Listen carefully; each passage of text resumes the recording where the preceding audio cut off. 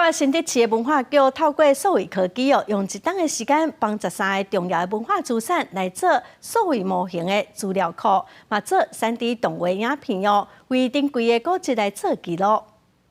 1913年落成的新竹驿，为台湾现存最古老的现役车站建筑。新竹火车站巴洛克式的建筑，无论是外观，也是一般民众较少会当看到的厝顶空间。即马透过科技，唔那会当甲外观记录落来，连建筑物的寸切拢会使抓准准。仪器也会360度的帮环境做拍照，等于说在机器扫描的时候呢，它同时接收光点回来的时间，就可以得到说这个空间的距离，同时呢再加上拍照的照片。之后，他们再用套图的方式把它，图片相互重叠出来，你就可以得到一个完整的空间。这几年因为受气候变迁的影响，和文化资产维护参修复更加困难。新竹市文化局利用3D 技术，甲包括新竹车站、美术馆、新竹酒厅，就是即卖新竹市政府等等13个文化资产拢总记录落来。现在气候变迁啊，很多